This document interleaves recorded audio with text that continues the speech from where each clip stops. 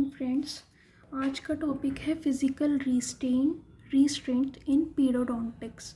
So physical restraint का मतलब होता है हम फिज़िकली बच्चा जो चाइल्ड की मूवमेंट है हम उसको रोक रहे हैं, या तो हम उसको हाथ से रोक रहे हैं या फिर उसके मुंह पर हाथ लगा रहे हैं या उसका हेड पकड़ रहे हैं। इसको बोलते हैं फिज़िकल रिस्ट्रेंट्स। और ये सिर्फ हम वेरी यंग चिल्ड्रन में ही यूज़ कर सकते हैं। एक बड़े बच्चे को हम इस तरह से कंट्रोल नहीं कर सकते। जो बच्चा होता है जिनमें अनकंट्रोल मूवमेंट्स, जो ज़्यादा ही रोता रहता है या हाथ अड़ाता है या मूव करता रहता है, उसके लिए हम इसको यूज़ करते हैं। बट हम इसे तभी यूज़ कर सकते हैं या तो पेरेंट को कोई परेशानी ना हो इससे, और जो स्पेशल चाइल्ड होते हैं उनके अंदर हम इसको कम यूज़ करते हैं, क्योंकि उनको फ्रीडम देना बहुत ज़रूरी है। उनके लिए अलग से मॉडिफिकेशंस हमें करनी पड़ती है क्लिनिक में।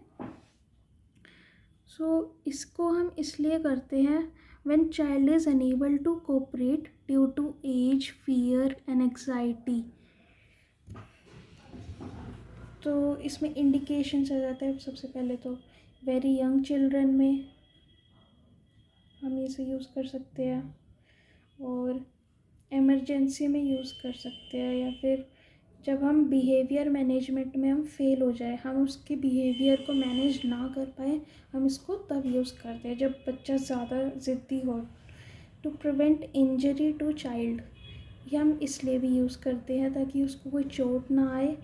वो ट्रीटमेंट के दौरान हिलेगा तो क्या पता नीडल इधर उधर हो जाए, तो इसलिए हमें इसका यूज़ करना पड़ता है।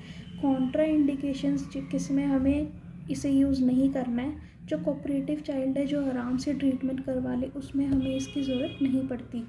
और जो child with medical conditions where restraint is unsafe, जैसे कि रेस्पिरेटरी प्रॉब्लम है अगर किसी बच्चे को, तो हम उसके मुंह पर हाथ नहीं अड़ा सकते। हम इसमें उसका यूज़ नहीं करते।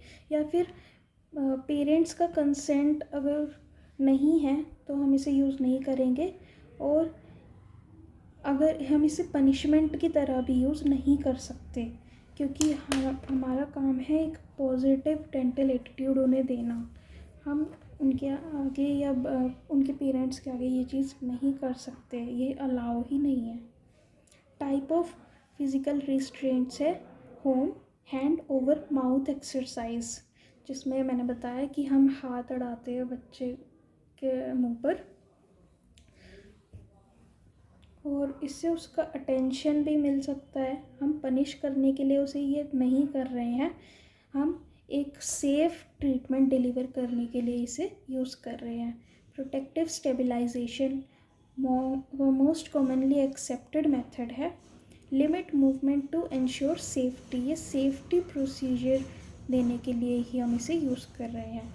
Type of protective stabilisation, active restraints done by dentist, assistant और पेरेंट।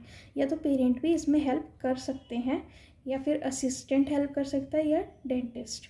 होल्डिंग हैंड्स, हेड और लेग्स, ठीक है। पैसिव रिस्ट्रेंट होता है, या तो हम इसमें डिवाइसेस यूज़ कर रहे हैं जैसे कि पैपूज बोर्ड, पैडी रैप। हम बच्चे से, जैसे छोटा बच्चा होता है उसको हम टॉवल से या शीट से रैप कर दें। वेलक्रो स्ट्रैप्स, ये पैसिव रिस्ट्रेंट में यूज़ होते हैं। जैसे mouth props, rubber bite blocks, McKesson mouth prop, तो ये माउथ प्रोप्स आते हैं। हम इसे माउथ में यूज़ कर सकते हैं ताकि माउथ ओपन रहे, या फिर जिसके लिमिटेड माउथ हो किस बच्चे का उसमें यूज़ कर सकते हैं।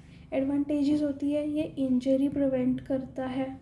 अलाउ कंप्लीशन ऑफ ट्रीटमेंट, जो ट्रीटमेंट मतलब जिसमें कॉम्प्लिकेशंस आए, ये कंप्लीट ट्रीटमेंट देने में हमें हेल्प करता है। Useful in emergency situations and reduces treatment time, ये हमारे ट्रीटमेंट जल्दी हमें डिलीवर करने में हेल्प करता है। डिसएडवांटेजेस है साइकोलॉजिकल ट्रॉमा इफ़ मिसयूज्ड, में इंक्रीज़ फियर एंड एनग्जाइटी। क्या पता वो जो बच्चा है वो फ्यूचर विज़िट में वो डर जाए, तो इसलिए भी इसका यूज़ कम करना चाहिए। या तो हम उसको नेक्स्ट विज़िट दे सकते हैं बच्चे को। या फिर एथिकल कंसर्न्स या रिक्वायर प्रॉपर ट्रेनिंग, आपको इसमें भी प्रॉपर ट्रेनिंग लेनी चाहिए। आपको बच्चे को ये फील नहीं होने देना है कि आप उसके साथ ज़बरदस्ती ये चीज़ कर रहे हो या उसको पनिशमेंट दे रहे हो। बच्चे को सेफ फील होना चाहिए। Guidelines use should be least restrictive. हमें कम से कम रेस्ट्रिक्शन लगाने हैं। एक दो बार ठीक है, हम उसको पूरे टाइम होल्ड करके नहीं रख सकते। इन्फॉर्म्ड कंसेंट होना चाहिए पेरेंट्स का, ये मैंडेटरी है। Continuous monitoring of child should be used only when necessary. सिर्फ जब ज़्यादा ज़रूरत हो आप इसे तभी यूज़ करें। डॉक्यूमेंट यूसेज इन पेशेंट रिकॉर्ड।